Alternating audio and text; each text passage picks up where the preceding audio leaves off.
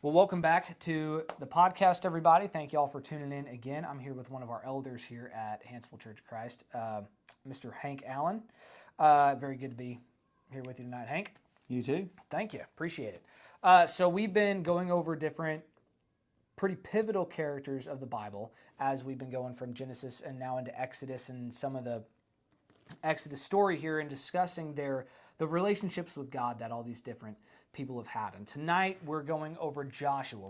We're coming right off the heels of talking about Moses, and we ended with talking about some of Moses' mistakes last time and how still through some of his struggles in the wilderness, he was able to effectively lead people by God pulling him through and therefore mediating well on behalf of the Israelites, and how that becomes an example of what Jesus did in an even better way later on our behalf.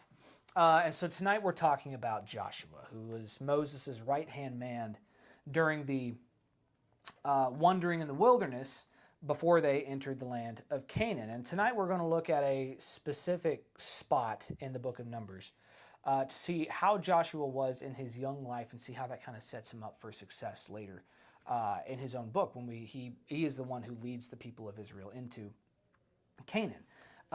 So coming into this spot here, Numbers, we're in Numbers chapter 13 to start off. And right now, Israel is very much in the middle of trying to figure out who they are and really being bad at listening to being told who they are, right? Because God has given them a law and he's given them an identity.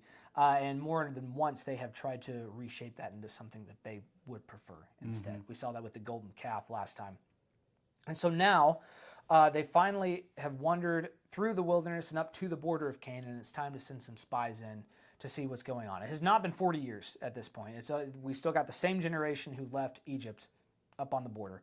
And they send a group of spies in from each of the tribes.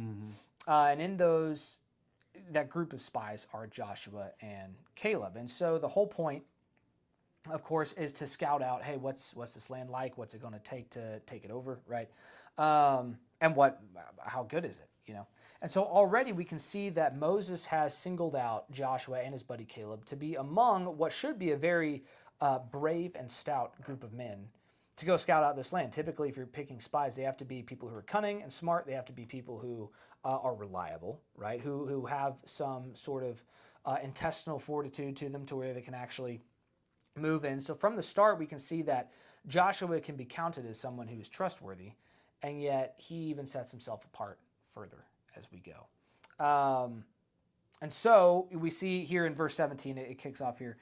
Then Moses sent them to spy out the land of Canaan and said to them, "Go up this way into the south and go up into the mountains and see what the land is like, whether the people who dwell in it are strong or weak, few or many, whether they dwell in the land they dwell in is good or bad, whether the cities they inhabit are like camps or strongholds, whether the land is rich or poor, whether their forests are great or not. Be of good courage and bring some of the fruit of the land."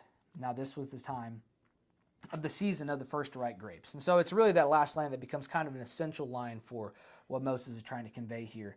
Be of good courage. And it seems that every time God is pushing someone to do something that is stepping into new territory, in this case it's literally new territory, but it seems like every time someone is even stepping into spiritual new territory or mental new territory, God has to remind them of the line at some point, be of good courage. And he still does that with us today, you know?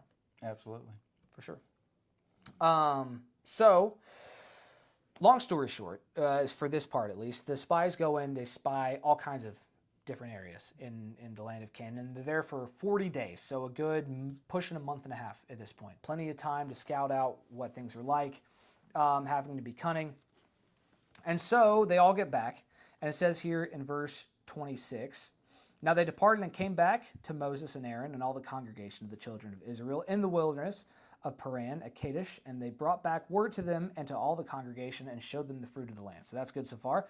"And they said to them, we went out to the land where you sent us, and truly it flows with milk and honey, and this is its fruit." So there's the good news, right? Everything that God promised good about this land is there. And then we run into a challenge in verse 28. "Nevertheless, the people who dwell in the land are strong. The cities are fortified and very large. Moreover, we saw descendants of Anak there. The Amalekites dwell in the land of the south. The Hittites, the Jebusites, the Amorites dwell in the mountains. The Canaanites dwell by the sea along the banks of the Jordan." All that to say, hey, we've got a lot of people we have to face here. And I'm not exactly sure who Anak was, but apparently he was a pretty intimidating guy, right? So immediately they see the good, but they want to pump the brakes immediately. Hey, Kin to the giants. exactly. Yeah, there's tons of giants here, which becomes a pretty solid metaphor for a lot of the good things God beckons us to in our own life. A lot of times there are giants in the way, and it seems like we can make tons of excuses for why we don't pursue facing those. I don't know what you make of that, or how often. Well, identity in this day and time is a big deal. Identify. I identify this. I identify to that. Sure. And so what they have allowed Anak and others in the land to do is to identify who they are, and they lose their identity such that they make themselves grasshoppers. We are grasshoppers compared to them. And so in doing so, they lose their courage. Right. They lose their strength. They lose their faith. And so the people are, the spies, talking for the people, really are setting themselves up for failure, total failure. It's just like two boxers going into the ring against each other. If I say, there's no way I can beat that guy, there's no way, look at him, Right. I'm just a, mild-mannered, mere human compared to him. Sure. And so I then allow that to identify me as a boxer. Right. And so there's no way I'm going to win, whereas if I, put my trust in God, I allow God to identify who I am. I allow God's word to identify who I am, and I identify with it. I can do all things through Christ who strengthens me. We can do this because we have God on our side. And so they have a memory loss, in essence. For sure. They forget that they have the creator of the universe on their side, minus, of course, Joshua and Caleb. Right. And so it's so interesting to me that we can assume, I guess, make an assumption here that these are their contemporaries. We got 12 guys that kind of maybe all the same, around the same age. Right. Grew up seeing the same things, seeing the slavery in Egypt, seeing the struggles coming out of Egypt, and yet 10 out of the 12, their response is starkly different from that of Joshua and Caleb. It's an incredible story. Just incredible story of strength and courage. Where did Joshua and Caleb find that courage to stand up against their contemporaries and say, look, this is the way it is, and this is the way it's going to be? And then when down the road, Joshua says, you make your choice. Right. I've made mine. Mine's been made a long time now, and I'm going to serve the Lord as well as my family. And so, like I say, it's just an incredible story of courage and strength and faith. And that's what God calls on us today to do. For sure. Is to walk on this earth with courage and faith and strength. Because I'm the creator of the world. Yeah. I'm the creator of your salvation. And, the door is open. And come to me, Right. And so, again, it's a beautiful story, and I didn't mean to take over. No, that was fantastic. That was great. The discussion, Tim, but I think you picked a really good one to discuss tonight. Well, thank you. I mean, for sure. And I love that whole point, a couple points you made that were, I think, really hit the nail on the head of what we see Joshua setting himself up for. For one, you mentioned identity, right? And how identity was a big thing back then, which tribe you identify with, right? Which group, which city, state, which nation, whatever, right? And that's still just as much of a problem today. We have all kinds of people talk about their identity crisis that they have now. We're in an identity crisis. We are. And not just as a nation or a planet, but even as a church. Sometimes we get in an identity crisis, and we've been through several in the past. And you can see the impact of what you identify with having on not only your faith, but even every facet of how you react to anything at all, right? Because immediately these 10 spies who panic, their identity switches immediately from connecting themselves to their creator, so to speak, to immediately comparing themselves to what's directly in front of them and what they see. Not knowing that what they see is just still a small fraction of what reality is, right? And we're in a very bad habit of looking at the little window that we can see and relying on that as the most reliable source of how things are, right? When we got our nose, inches away from the tapestry and it's covering the whole wall, we're trying to tell what the painting is, and that's exactly what they're doing. And so I love that point you make about how from the beginning, what gives Joshua courage isn't just this sort of pig-headed, stubborn, no, we're going to do it sort of a thing. It's a sense of identity that is elevated above just what he can see. And that's kind of a terrifying thing to do. That's why it requires courage, like you say. And I love your point then about Joshua and Caleb making that decision early on affecting the later decisions, right? And it's that kind of lesson that the earlier you can put your foot down and say, no, I'm going to act out on this faith that I know I believe. And I'm not just going to trust my own senses, because the eyes deceive and the heart of man fails, right? And to make that early decision is what sets Joshua and his buddy Caleb up for success later to actually be the kind of leaders who instill that courage in a whole new generation. Because this generation at this point has been through a lot of things, but the frustration that God and Moses and Joshua all have with them is that no matter what they see, they can't seem to get it through that they're actually in good hands. Just because, even if they see some of the most incredible miracles, right? They see the Red Sea part and then close back up. They see the pillar of fire, all that crazy stuff. But we see how fickle we are as people and how touchy the mind is, right? And how quickly we forget things and how quickly we're shaken, right? I love your example of a boxing match and how really so much of the game, if you ever watch, back in the day, how many good boxers were also very, very good speakers because they knew what to say in order to get in the head of their opponent, right? The UFC is the same way, right? Eye contact is a big thing.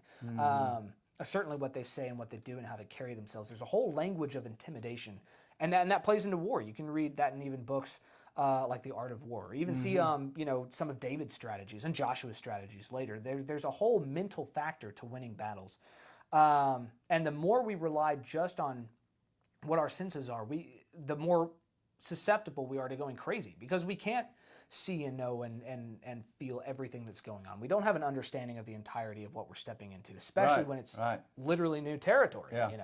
But we have an excellent understanding of who God is. Exactly. And where that standard is. And we have the greatest book, that is known to man right here, in our hands. And we have everything we need. And it's just amazing that just as the 10 spies forget that. We get into those situations and we don't know. And we become fearful. And so for whatever point in time or whatever lapse that we have, we forget. For sure. We forget that God is with us. We do. And a lot of times it's almost like God intentionally doesn't tell us everything just to remind us of that. You ever, like even in Job, and I'm sure we'll study Job at some point, but you notice we're told a little bit more background about why Job suffers. God doesn't tell Job why he suffers, right? He said, what he basically says to him is, remember who's in charge, and it's me, right? It's basically what he says. And that's essentially, the same thing that Joshua is getting at here, because he doesn't necessarily have an entire invasion plan worked out. He doesn't necessarily have all the logistics about how to lead an army, or even how to make, that speech about choose who you're going to serve. But he knows the direction he's supposed to be moving and knows to take the next few steps. And what him and Caleb are trying to do is just get the people to be willing to take the next few steps and even just start setting up a plan or start trying to listen to what God maybe has a plan for already. And they immediately want to pump the brakes, right?